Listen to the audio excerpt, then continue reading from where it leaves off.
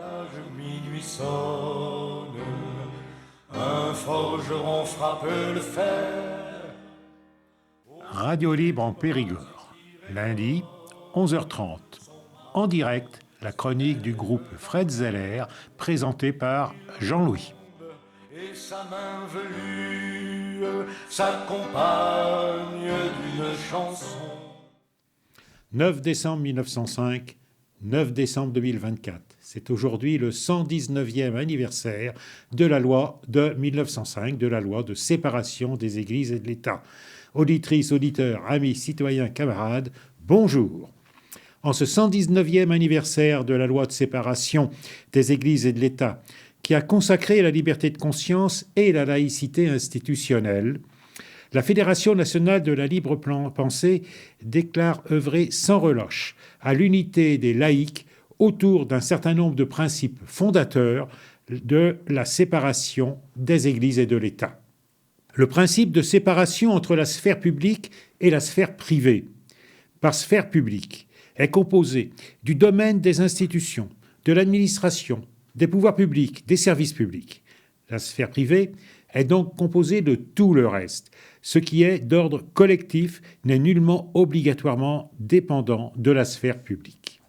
Ce principe garantit la nette distinction entre ce qui relève de la chose publique, qui représente l'intérêt général dans lequel la neutralité métaphysique et politique est la règle absolue, et le domaine privé où peuvent s'exprimer totalement et librement les opinions, même religieuses. C'est l'article 10 de la Déclaration des droits de l'homme et du citoyen du 26 août 1789. Il ne faut pas confondre laïcisation et sécularisation. La laïcisation est celle des institutions dans la sphère publique. Elle peut ou pas entraîner une sécularisation de la société, c'est-à-dire un détachement du religieux dans la sphère privée. Ces deux éléments agissent dans des champs différents. La laïcisation dans la chose publique, la sécularisation chez les citoyens. Prenons 3 exemples pour nous faire comprendre. La France est un pays dont les institutions sont laïques et la société est profondément sécularisée. Les USA connaissent des institutions laïques, mais la sécularisation avance lentement et la religiosité de la société est encore importante. Les Pays-Bas ont des institutions cléricalo-monarchistes. Mais la société est profondément sécularisée. La laïcisation est œuvre de gouvernement, la sécularisation est œuvre des citoyens. Les religions, comme l'athéisme, sont des philosophies et ne sauraient être un principe institutionnel de gouvernement. Tout État qui dit croit ou ne croit pas et qui veut imposer sa conception métaphysique à tous ses concitoyens est un État totalitaire. La libre pensée exige le respect de la liberté de conscience de chacun et de tous. L'égalité des citoyens ne peut se faire que par un traitement égal entre toutes les conceptions métaphysiques par leur non-reconnaissance officielle. Nous rappelons que reconnaissance est un terme juridique qui ouvre des droits. Par exemple, quand des parents reconnaissent un enfant, ils lui assurent des droits et ils ont des devoirs envers lui. Toute reconnaissance d'une conception métaphysique est un traitement de faveur fait obligatoirement au détriment d'autres conceptions. Quand le gouvernement Jospin, en 2001, a mis en place la réunion annuelle de l'instance de dialogue entre l'Église catholique et l'État, il ouvrait des droits exorbitants à cette religion en lui conférant une reconnaissance dérogatoire au droit commun. La libre pensée exige sa suppression. Cette non-reconnaissance implique un non-financement public des cultes, directement ou indirectement pour leurs œuvres, comme pour les réseaux d'enseignement privés, par exemple. On le voit clairement dans la loi Debré de décembre 1959, qui avantage outrageusement l'école catholique au détriment de l'enseignement public et s'applique de surcroît de manière inégale, notamment pour les écoles musulmanes. Cette discrimination se fait à tous les échelons, notamment dans le contrôle de l'administration qui est largement laxiste pour l'enseignement catholique, affaire Stanislas par exemple, et très pointilleuse pour les écoles musulmanes, lycée Averroès, par exemple. C'est pourquoi la libre pensée ne cesse d'exiger l'abrogation de la loi Debré et de toutes les lois anti-laïques. C'est la liberté de l'enseignement qui est inscrite dans le bloc institutionnel et certainement pas le financement public de l'enseignement privé à hauteur de 12 milliards d'euros par an. Détournés de leur objet, l'instruction publique pour tous les enfants de la République. Le financement public de l'enseignement privé, à 90% catholique, relève de simples contrats d'engagement qui peuvent être dissous à tout moment par la puissance publique. Le financement public des cultes et de leurs œuvres est prohibé par la loi du 9 décembre 1905.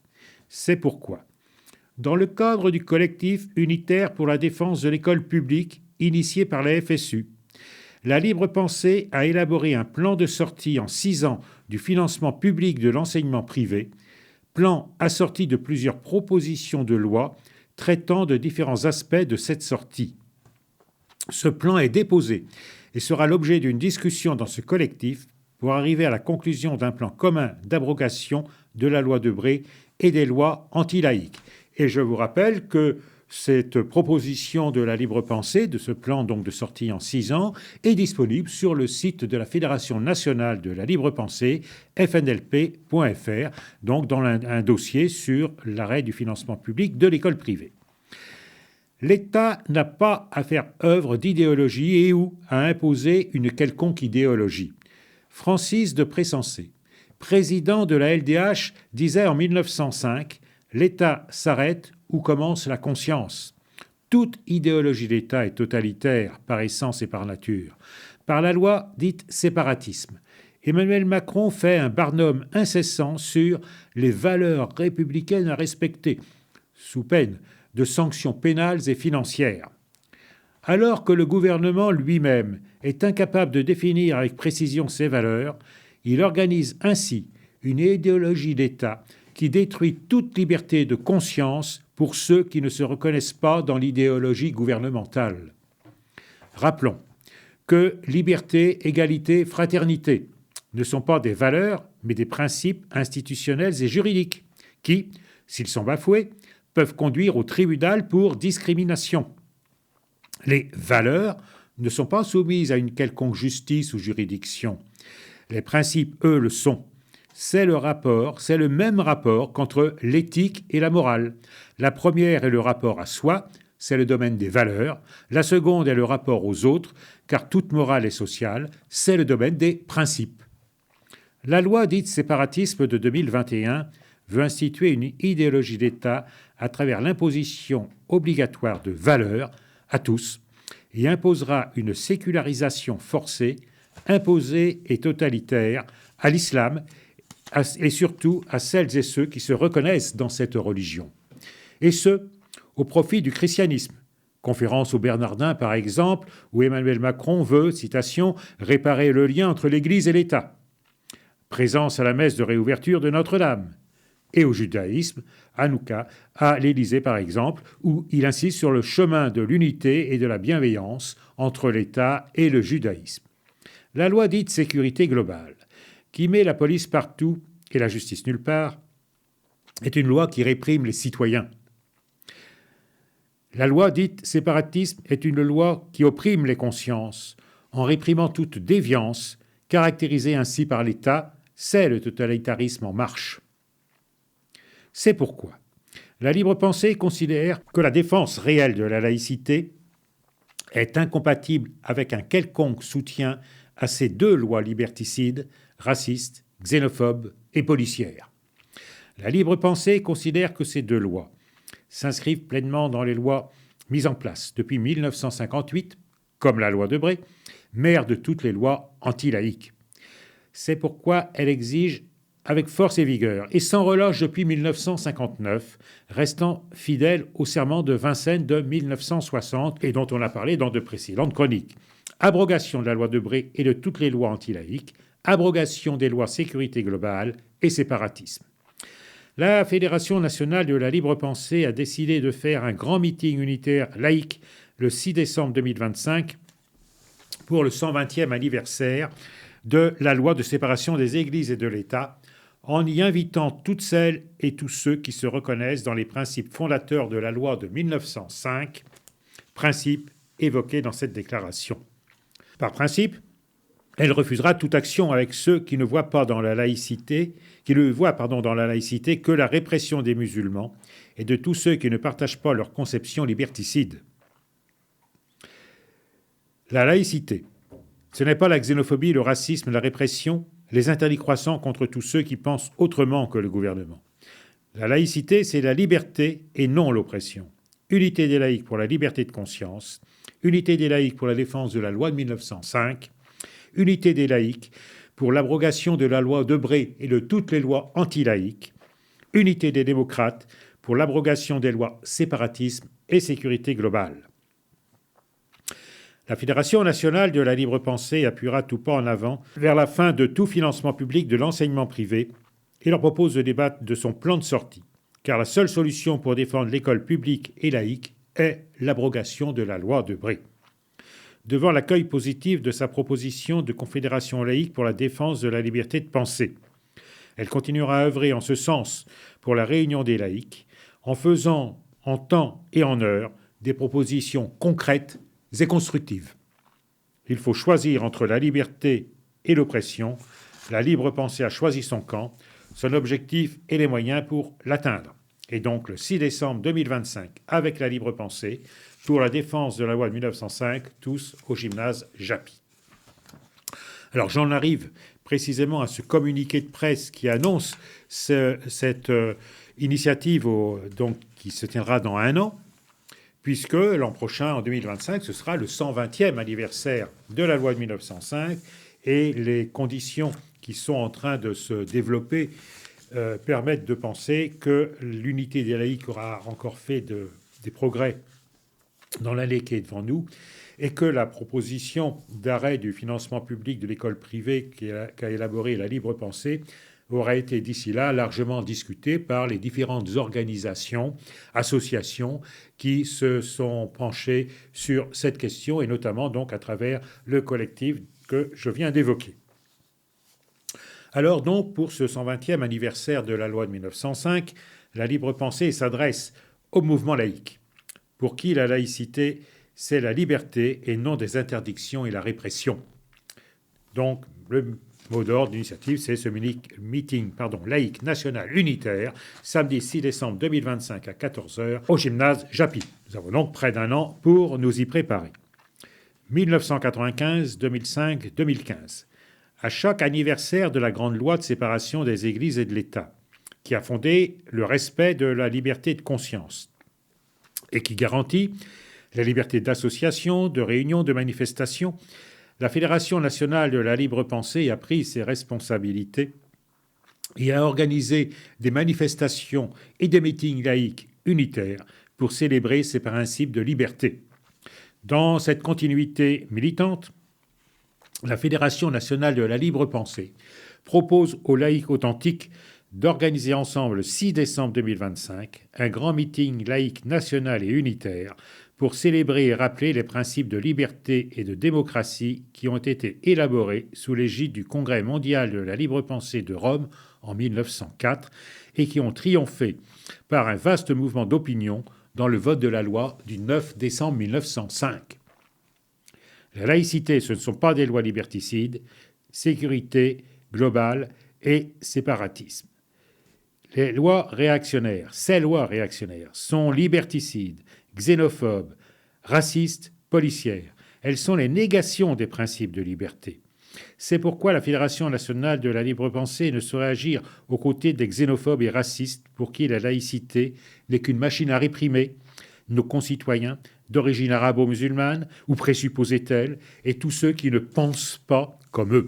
Force est de constater que les tenants d'une telle conception raciste, policière et répressive sont ultra-minoritaires dans le mouvement laïque et ne représentent rien, même si quelques officines groupusculaires se croient les grenouilles de la fable de Jean de La Fontaine en se prenant pour une outre gonflée de prétention et entendent violer les principes de liberté de la loi de 1905. En aucun cas, la Fédération nationale de la libre pensée ne saurait s'associer à des racistes, xénophobes, liberticides, pétrie de haine contre ceux qui n'acceptent pas leur discours de guerre civile. La Fédération nationale de la libre pensée s'adresse donc à toutes les associations, organisations, syndicats, obédiences maçonniques, fidèles à ces principes de liberté, pour qu'ensemble, nous nous réunissions le 6 décembre 2025 pour faire prévaloir le principe de la liberté de conscience. La laïcité, c'est la liberté c'est la laïcité, défendons-les ensemble. Voilà, alors donc c'était ce communiqué de presse annonçant cette initiative prise par la Fédération nationale pour célébrer le 6 décembre 2025, le 120e anniversaire de la loi de 1905. Et pour cette année, donc, nous sommes au 119e anniversaire, et je voudrais également vous porter à votre connaissance un communiqué de la Ligue des droits de l'homme qui est tout à fait positif. Ce communiqué est intitulé « Défendre la laïcité, célébrer la loi du 9 décembre 1905 ». La LDH, Ligue des droits de l'homme, liée par son histoire à la loi de 1905, tient à rappeler en ce jour anniversaire, dans l'intérêt et l'actualité de cette loi, séparant l'État et les cultes. Ce texte, en date du 9 décembre 1905, instaure une séparation entre les institutions publiques et les cultes et par conséquent leur liberté de s'organiser comme ils l'entendent, et la consécration de l'égalité des religions devant la loi, mettant un terme au concordat avec Rome et l'Église catholique. Cela permet aussi l'expression critique des religions. La LDH a toujours combattu, y compris au plan juridique, pour assurer le respect du principe de laïcité qui impose à l'État et aux collectivités publiques la neutralité vis-à-vis de toutes les religions et interdit les signes ou emblèmes religieux au sein des bâtiments abritant le siège d'une collectivité publique. Elle s'inquiète aujourd'hui de ce que certains se réclament indûment de la laïcité pour mener des combats idéologiques et politiques de division, alors même que la loi de 1905 permet de rassembler et de faire société. Outil de préservation de la liberté de conscience, la laïcité semble en effet devenue pour certains le prétexte à affirmer une identité nationale fantasmée aux contours plus que contestables. C'est ainsi que certains maires, tout en se prétendant laïcs, persistent à installer des crèches catholiques dans leur mairie, où elles sont pourtant interdites depuis 1905. C'est ainsi que des responsables politiques de haut niveau prétendent aujourd'hui transformer cette loi en constituant un droit spécifique aux musulmans, souhaitant leur imposer un concordat qui leur est par ailleurs refusé en Alsace-Moselle, ce qui reviendrait à étendre encore davantage un traitement différencié des religions. Le projet est particulièrement dangereux, puisqu'il fait écho aux activités d'individus et de groupes qui s'en prennent à la laïcité au nom d'identités culturelles ou religieuses placées au-dessus du droit commun. C'est ainsi encore que la laïcité est faussement invoquée et à contresens sur des principes posés tant par la loi de 1905 que par la Convention européenne des droits de l'homme pour discriminer les femmes musulmanes interdites d'expression de leur religion dans l'espace public ou dans le sport. Face à cette même logique des uns et des autres, logique délétère en ce qu'elle divise, oppose, nourrit les discriminations, les exclusions et les violences.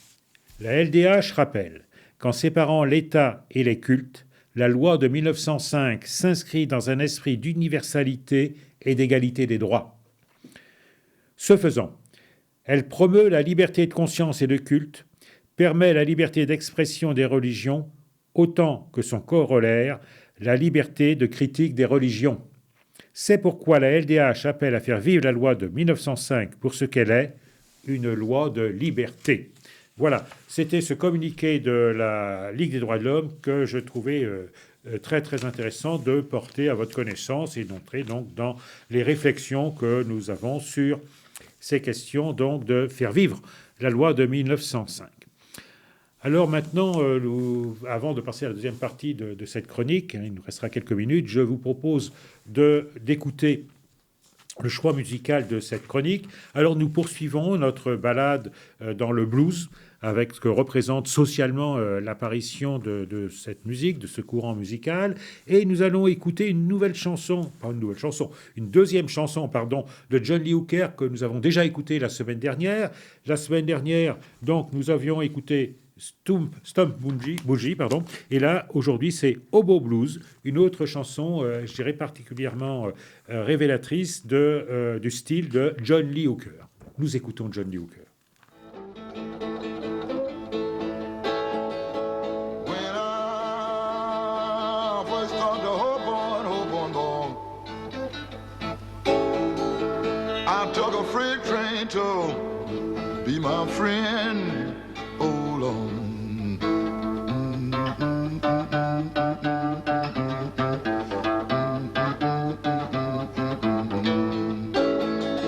You know I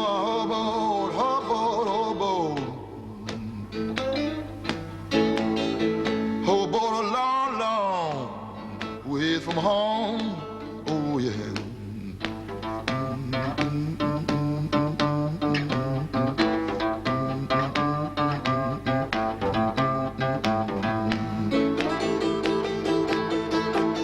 Yes, I did. Long time ago.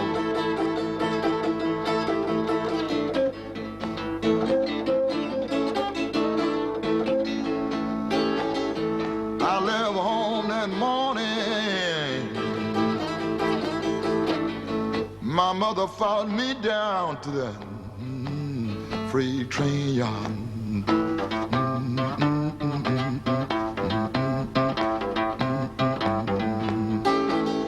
She said, my son, he's gone. Take care of my child. Lord knows he's trying. You know he traveling through the land. You know he traveling. You know he traveling through the land.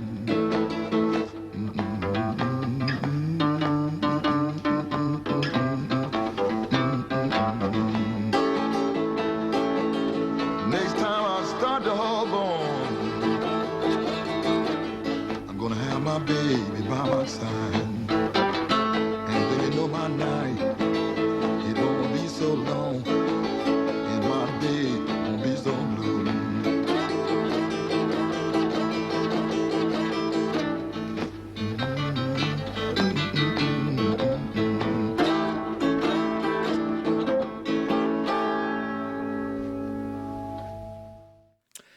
Voici donc cette deuxième partie de notre chronique dans laquelle je vous propose une réflexion sur la situation actuelle que nous connaissons, pleine d'incertitudes, et pour laquelle voilà ce que je vous propose. Que faire aujourd'hui ? À tout point de vue, nous sommes dans une situation extraordinaire où tout est possible, le pire comme le meilleur. Jamais sans doute, et sans extrapoler à outrance, le dilemme de socialisme ou barbarie n'a été aussi vrai tant sur le plan national qu'international. La guerre qui a déjà commencé en Europe, la guerre qui va s'amplifier sur tous les plans entre la Chine et les USA, la guerre qui génocide le peuple palestinien et détruit le Liban, la guerre partout, tel est le lot quotidien. L'élection de Donald Trump à la présidence des États-Unis ne peut qu'accélérer le processus de la montée à la généralisation de la guerre dans le monde. Dès 2021, la Libre Pensée écrivait des mois avant l'ouverture du conflit entre l'Ukraine et la Russie, la guerre qui vient. Et je vous avais lu d'ailleurs à ce micro, dans le cadre de cette chronique, cette déclaration. Les faits nous ont donné raison, malheureusement.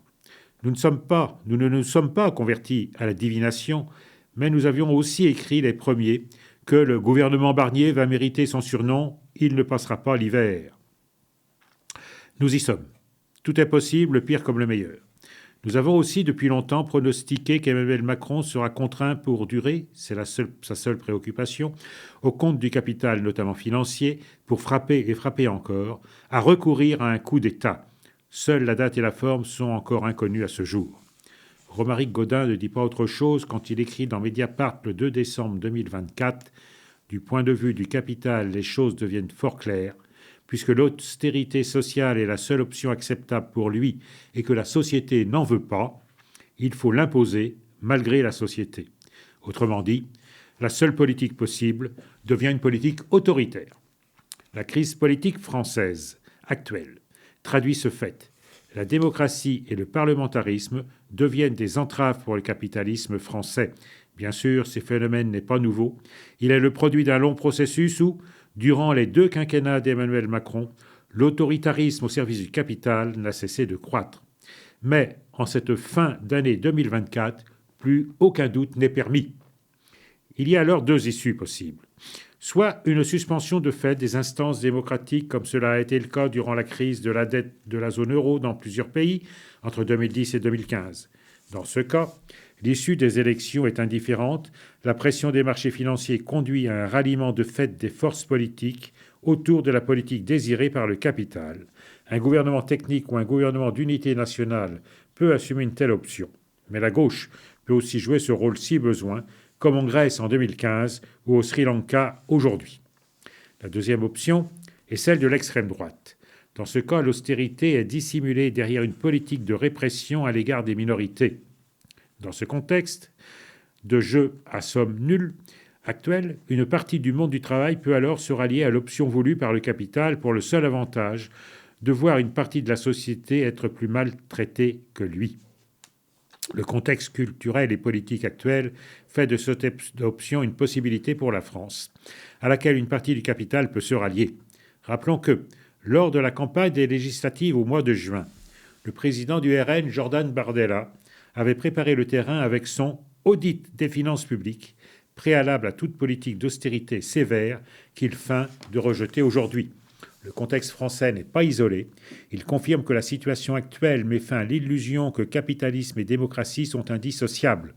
Bien au contraire, l'enjeu désormais est de prendre conscience de l'impasse où mènent les intérêts du capital pour saisir que la défense de l'état de droit et des libertés passe par une lutte envisageant une transformation économique et sociale profonde. En clair, la rupture sur tous les plans, et nous partageons ce constat et cette perspective. Alors oui, que faire aujourd'hui ? La seule solution pour barrer la route à l'extrême droite et au totalitarisme ne réside pas dans la seule unité du mouvement ouvrier, comme en 1934 en France ou en défaut de manque en 1933 en Allemagne. Cette dimension est nécessaire et si elle se transporte un peu sur le mouvement syndical, vu la crise de déconfiture de la gauche, elle ne peut régler à elle seule le problème qui nous est posé. La situation étant totalement inédite, une pâle réédition des solutions passées serait inefficace, voire dangereuse. Il faut redonner la parole au peuple par l'élection d'une constituante souveraine qui déterminera quelles institutions il faut pour un gouvernement du peuple, par le peuple, pour le peuple. C'est pourquoi la libre pensée ne cesse de marteler que c'est la seule voie possible, positive, pour dénouer la crise politique qui ne pourra que s'amplifier. C'est pour débattre de tous ces problèmes que nous avons avancé l'idée d'une rencontre nationale militante, non pour décider de quoi que ce soit, mais pour débattre d'abord entre militants de différentes appartenances. Nous pensons profondément que toute la situation tend vers cela. C'est pourquoi nous publions dans le cahier numéro 9 donc de cette proposition, à vous d'en juger. Carrefour de toujours de rencontres militantes, ouvriers, politiques, syndicaux, associatives, laïques, la libre pensée se devait de proposer cette initiative, car nous sommes convaincus que cela aura lieu nécessairement. Il est donc hautement positif de le proposer aujourd'hui. Nous voyons de plus en plus que les anciennes barrières organisationnelles ne sont plus des obstacles à libre discussion entre militants. Comment ne pas voir aussi que toutes les actions, initiatives, se font dans le prisme de l'unité de l'Union, c'est quasiment devenu incontournable pour entreprendre quoi que ce soit. La division, le sectarisme, le repli sur soi n'est plus une option aujourd'hui pour agir réellement dans la situation actuelle. Il reste encore bien quelques îlots de sectaires qui, pour se convaincre d'avoir raison, doivent prouver à toute force que les autres ont tort. Il y a incontestablement une dimension religieuse très nette. Ils sont le bien et ils doivent donc marteler que les autres sont le mal pour justifier l'absurde de leur existence. Leur avenir est inscrit dans le formol des bocaux où on les mettra pour montrer aux futures générations que de telles monstruosités ont existé, car personne alors ne voudra le croire. Et j'en arrête là pour cette déclaration que vous pourrez prendre connaissance de la totalité sur le site de la Fédération nationale de la libre pensée et également du groupe Fred Zeller. Je vous souhaite une excellente semaine et à lundi prochain.